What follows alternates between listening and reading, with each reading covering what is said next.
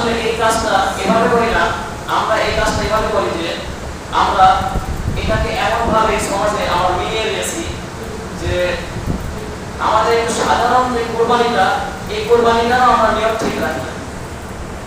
কারণ নিয়ম আমাদের যদি এখন দেখা যায় যে আমাদের গ্রামে যদি 100টি ঘর থাকে তাহলে 80টি ঘরের মানুষই কোরবানি দিয়ে থাকে। যারা কোরবানি দেয় আসলে তাদের কি কোরবানি কবুল হয় আল্লাহ তাআলার কাছে? আমরা কি বলতে পারবো? আসলে এই কোরবানিটাও কবুল হবে আল্লাহ তাআলার দরবারে যখন আমরা এই কোরবানিটা হক হালাল ভাবে, হক নিয়তে, হক খালিস নিয়তে আল্লাহ তাআলার কাছে, আল্লাহ তাআলার নৈকট্য হাসিলের উদ্দেশ্যে এই কোরবানি করব। যখন আমরা আল্লাহ তাআলাকে নৈকট্য হাসিলের জন্য এই কোরবানিটি করব, তখন আমাদের ভিতরে যে আমাদের যে রাগ আছে, আমাদের যে গুণাগুলো আছে, এই গুণাগুলোকে আল্লাহ তাআলা মাফ করে দেবে। আবার আমরা যে এই জিলহজ মাস আসতেছে, এই জিলহজ মাসে আরেকটি আল্লাহ তাআলার ফরজ হুকুম আছে, হজ। তো আল্লাহ তাআলা একটু ওয়াদা করেছেন আমাদের সঙ্গে যে যে ব্যক্তি তার সামর্থ্য থাকার পরে সে হজ করলো, তো তার পিছনের যে গুণাগুলো আছে আমি সেই সব গুণাগুলোকে মাফ করে দিলাম। সুবহানাল্লাহ। তো আমাদের উচিত যারা আমাদের সামর্থ্য আছে, সামর্থ্যবান আছে, যুবক থাকতে হজটা করলেন।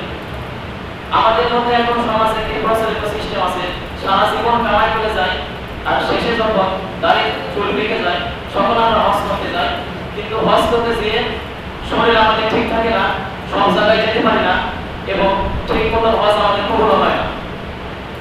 ঠিক মতো হজ কবুল হবে যুবক বয়সে, সকল আপনার গা ঠিক মতো পাক থাকবে, আপনার কোনো সমস্যা হবে না, আপনি হাঁটাচলা করতে পারবেন, সেই সময় আপনার হজ কবুল হবে।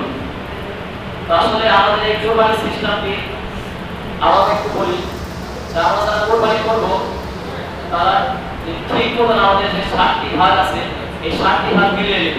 আর যারা একাকিত্ব কোরবানি করব তারা নিয়ত খালিস করে নেব এবং আল্লাহ তাআলার নৈকট্য হাসিলের জন্য আমরা এই কোরবানিটা করব। তো আপনাদেরকে আরেকটি ঘটনা শোনাই। আমাদের যে জাতির পিতা হযরত ইব্রাহিম আলাইহিস সালাতু ওয়াস সালাম, তো তিনি তার তাকওয়া কেমন ছিল?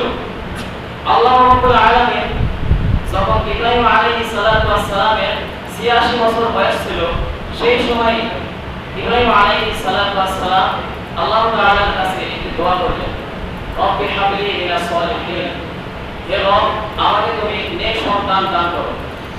তো আমরা জানতে পারি যে 86 বছর বয়স পর্যন্ত ইব্রাহিম আলাইহিস সালাতু ওয়াস সালামের কোনো সন্তান ছিল না, সে নিঃসন্তান ভাবে ছিল এবং তার